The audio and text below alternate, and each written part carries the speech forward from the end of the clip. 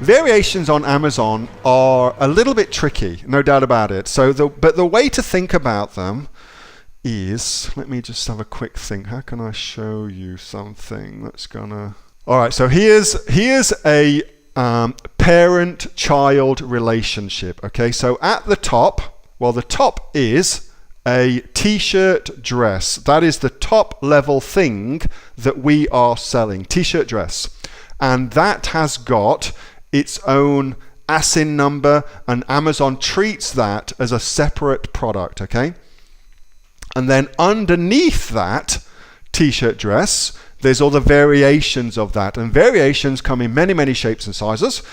They come in shapes and they come in sizes. But they also come in colors too and things like that. So for instance, this white t-shirt dress, this burgundy t-shirt dress, well, they're, as far as Amazon's concerned, separate products. They are separate products, but they are related to each other. Okay, they're related to each other. And the way that they're related is interesting.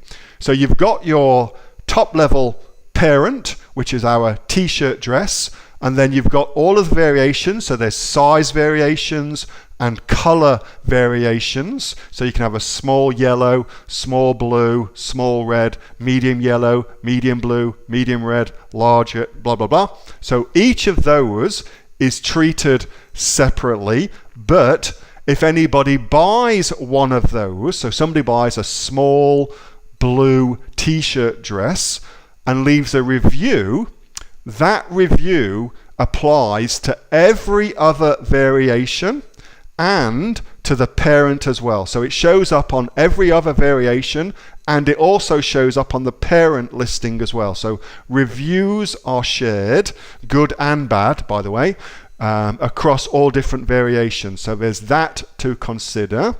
And when you're filling out your listing at the back of Amazon, you should definitely treat them as separate products, and Amazon allows you to do that for each variation.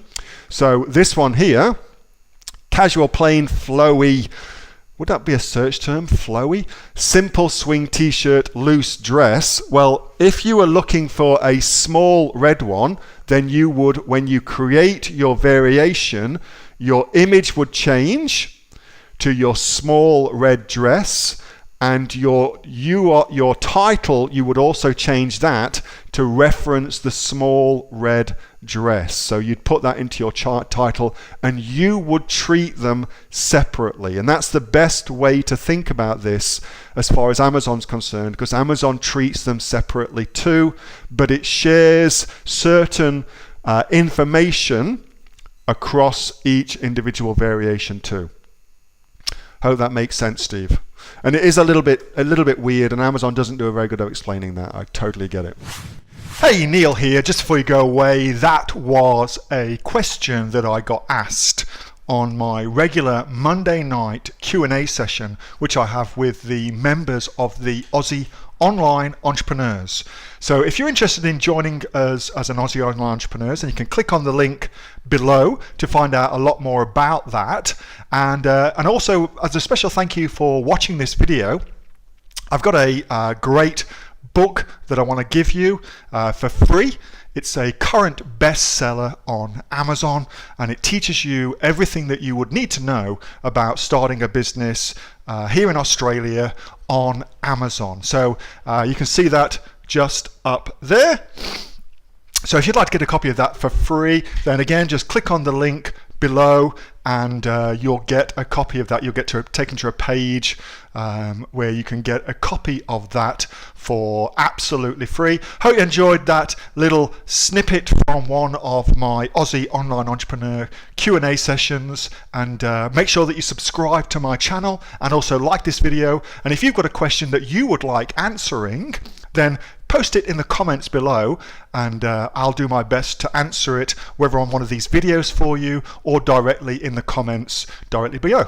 All right, thanks so much for watching, and I'll catch you next time on the next of the Aussie Online Entrepreneurs Amazon FBA Australia videos. See you soon.